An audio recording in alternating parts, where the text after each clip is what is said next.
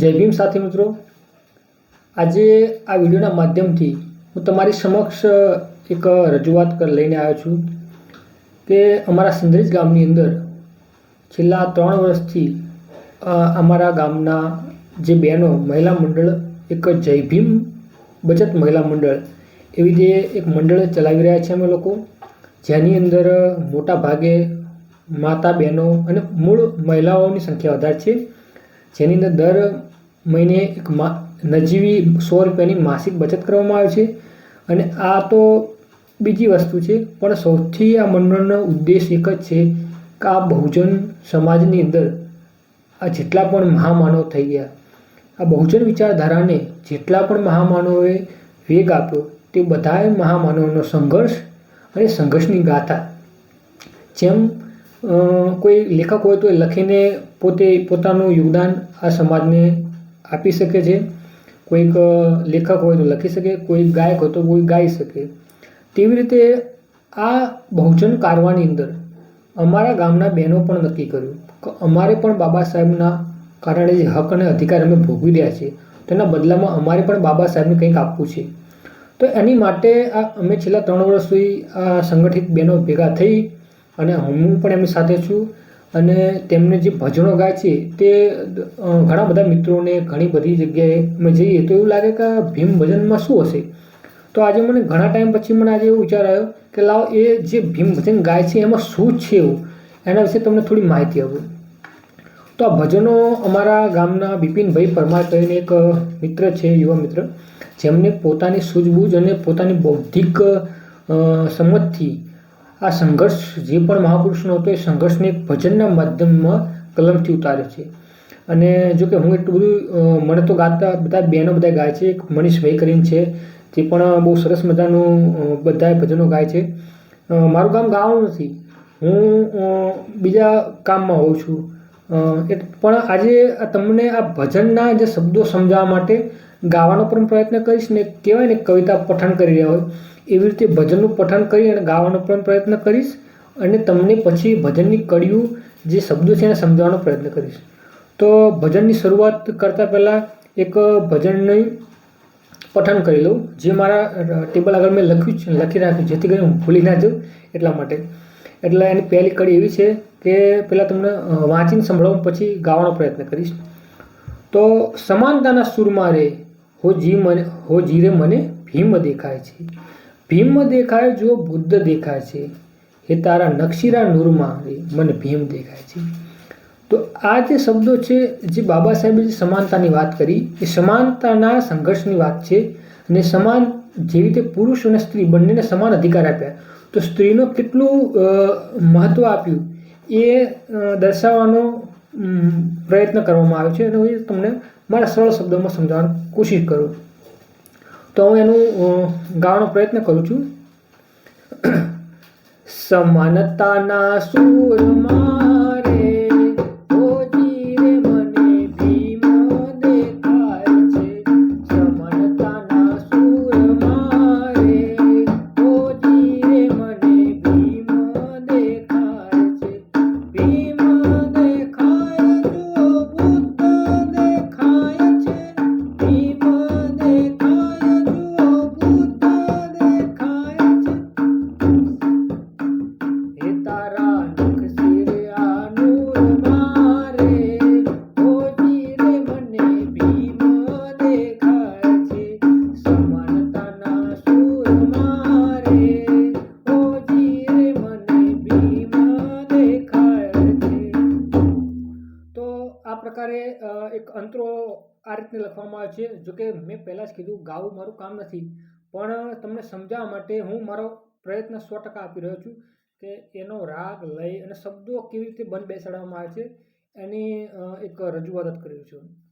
તો સમાનતાનો સૂર એટલે કે જે પણ તમે કોઈ પણ કાર્યની અંદર કોઈ પણ જગ્યાએ બાબા સાહેબે સ્ત્રીઓને એટલી જ સમાનતા આપી જેટલી પુરુષોને આપી, એટલે કોઈ સ્ત્રી પુરુષ વચ્ચે કોઈ ભેદ રાખ્યો નથી.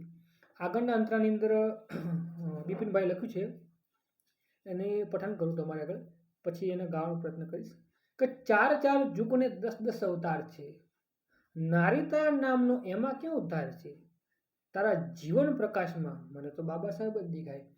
તો આ જે અંતરો લખ્યો એને હવે આપણે ગાવાનો પ્રયત્ન કરીશ ને તમને સમજાવીશ. ચાર ચાર જુગને 10 અવતાર છે, નારી તારા નામનો એમાં ક્યાં ઉધાર છે. ચાર ચાર જુગને 10 અવતાર છે, નારી તારા નામનો એમાં ક્યાં ઉધાર છે. હે તારા જીવન પ્રકાશ મારે એ હારે મને ભીમ દેખાય છે, સમાનતાના સૂર મારે આજે રે મને ભીમ દેખાય છે. તો આ બીજો અંતરો તો જો કે ગાવામાં હું વચ્ચે ભૂલી પણ જાઉં છું.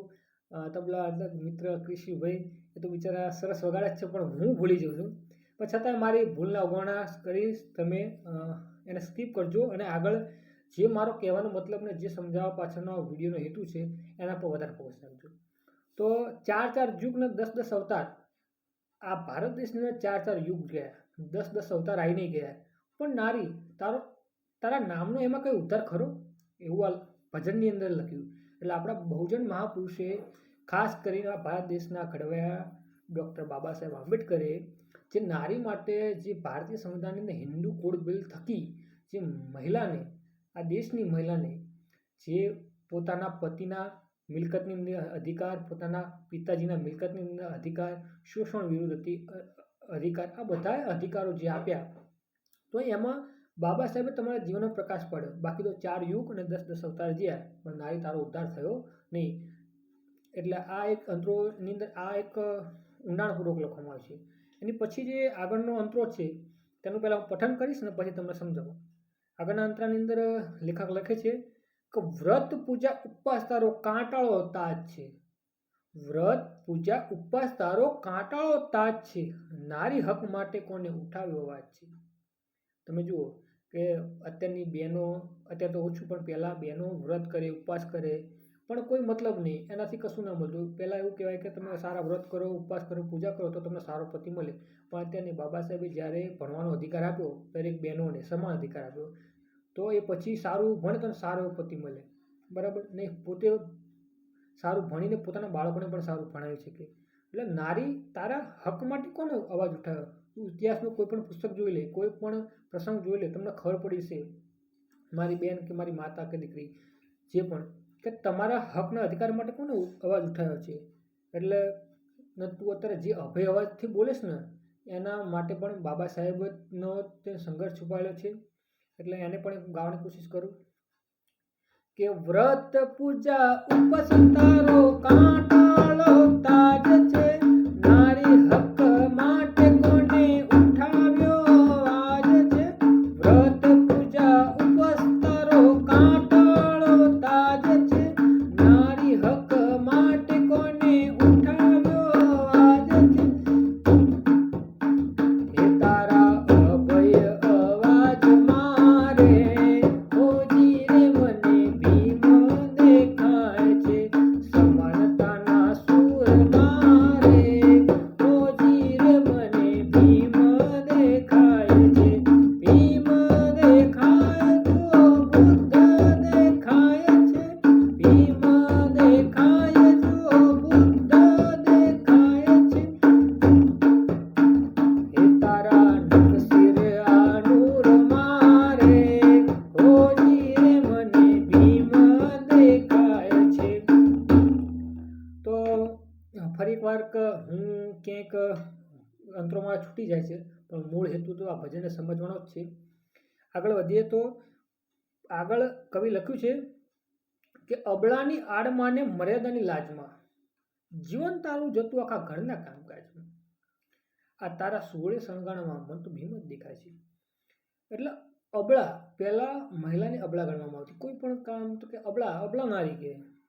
અને મર્યાદાની લાજ, ચાહે તેના ઘરમાં પિતા સમાન સસુરજી હોય કે પોતાના મોટા ભાઈ સમાન જેઠ હોય, એને લાજ, સમાજની બહાર જાય તો પણ લાજ રાખવી પડતી. એટલે એને એ લાજમાં અમે કંઈ કરી ના શક્યા. જીવન આખું ઘરના કામ, સવારમાં ઉઠો ત્યારથી લઈ ખાવું પીવું બધું જ ઘરનું કામકાજ, કોઈ મહેમાન, આખું બધું જ એનું આખું જીવન ઘરના કામમાં જીવન તો બિચારા નારી અત્યાર સુધી ભૂલી જ ગયા છે. પણ ક્યારેક સોળ શણગાર કરે ને તો હું તો સમાનતાવાદી છું અને મને બાબા સાહેબના જે અધિકારો થકી જે જીવન મળ્યું એટલે મને તો એમાંય ભીમ દેખાય છે. તો આ કડીને પણ આગળ સમજું, ગાવાની કોશિશ કરું કે અબળાની આડમાં ને મર્યાદાની લાજમાં જીવન તારું જાતું આખા ઘરના કામ કાજમાં. અબળાની આડમાં ને મર્યાદાની લાજમાં જીવન તારું જાતું આખા ઘરના કામ કાજમાં. તારા સોળે શણગાર મારે ઓજી રે મને ભીમ દેખાય છે. સમાનતાના સૂર મારે ઓજી રે મને ભીમ દેખાય છે. ભીમ દેખાય જો બુદ્ધ દેખાય છે. ભીમ દેખાય જો બુદ્ધ દેખાય છે. એ તારા નખ શિર આંડુર મારે ઓજી રે મને ભીમ દેખાય છે. સમાનતાના સૂર મારે ઓજી રે મને ભીમ દેખાય છે.